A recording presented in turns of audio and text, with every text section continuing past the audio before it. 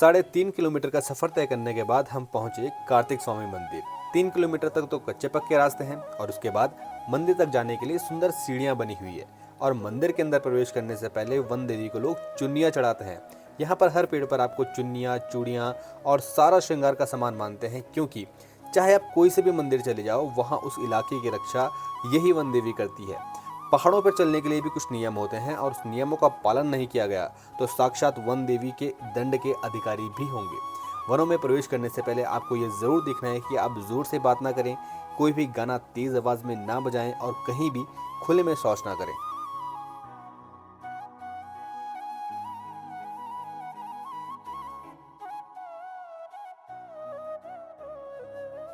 मंदिर पहुंचने से पहले वन देवी के दर्शन होंगे, फिर भैरव बाबा के और उसके बाद हनुमान जी के। तब आप दर्शन करोगे कार्तिक स्वामी जी के। कार्तिक स्वामी यहाँ के सभी गांवों के कुल देवता के तौर पर जाने जाते हैं और कार्तिक स्वामी अपने भक्तों के शरीर पर भी विराजमान होते हैं। और कोई भी घटना होती है तो सभी लोग कार्तिक स्वामी जी की ही पूजा करते हैं। यहाँ पर कार्तिक स्वामी निराकार रूप में विराजमान है। उनकी यहाँ पर हड्डियों की पूजा होती है और जिस पर्वत पर अभी हम हैं उस पर्वत को क्रौंच पर्वत कहा जाता है। उत्तरी भारत का इकलौता कार्तिक जी का मंदिर है और इस पूरे इलाके में एक अलग वाइब्रेशन है जो कि आप केवल यहीं पर आकर महसूस कर सकते हैं।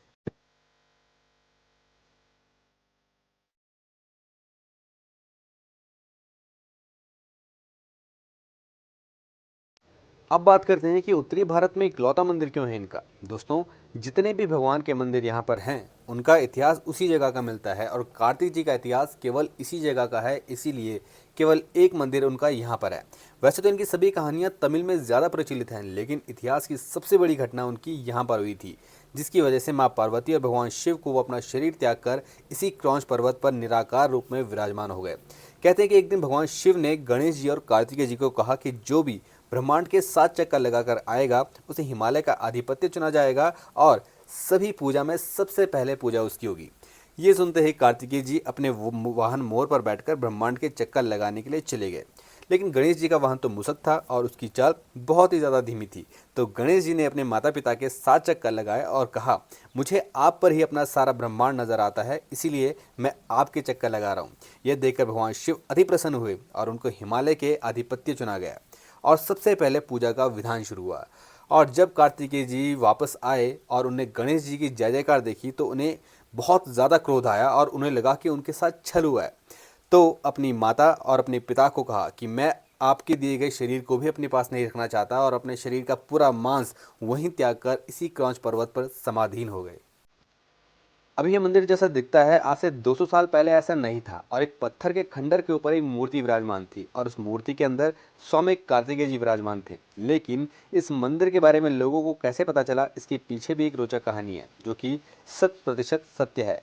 दोस्तों, कनकचौरी से 14 किलोमीटर दूर एक गांव है जिसका नाम है डूंगरी चापड़, और वहां पर एक व्यक्ति रहते थे जिनका नाम है हिम्मत सिंह बुटाला, जो कि भारतीय फौज में काम करते थे। युद्ध के समय वो बर्फ में दब गए थे और उनको बर्फ में दबे दबे एक सपना आता है और कोई उनसे कहता है कि मैं तुझे तेरे घर ले जाऊंगा, लेकिन तुझे उस पर्वत पर जाकर मेरे एक मंदिर बनाना होगा। और कहते हैं वो इकलौते ऐसे व्यक्ति थे जो कि शेर पर सवार होकर इस मंदिर में आए थे और एक छोटे से मंदिर का निर्माण करवाया था। इसके बाद 1999 में इस मंदिर का पुनः निर्माण चालू हुआ और उत्तराखंड पर्यटन ने यहाँ पर सौंदर्यीकरण का काम किया और अब ये एक बहुत ही विशाल और बेहद ही सुंदर मंदिर बन चुका है।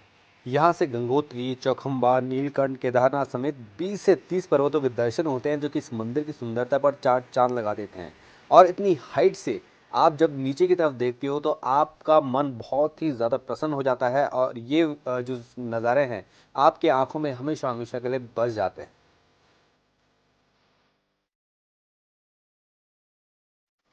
तो इस वीडियो से अगर आपको कुछ नया जानने को मिला है तो इस वीडियो को लाइक ज़रूर कीजिएगा, कमेंट करके बताइएगा कि आपको वीडियो कैसी लगी है और साथ ही साथ अपने दोस्तों के साथ शेयर ज़रूर कीजिएगा। आपको मिलता हूँ मैं किसी अलग लोकेशन में एक अलग मंदिर की अलग कहानी के साथ। तब तक आप मुझे दीजिए इजाज़त। जय कार्तिकेय महादेव।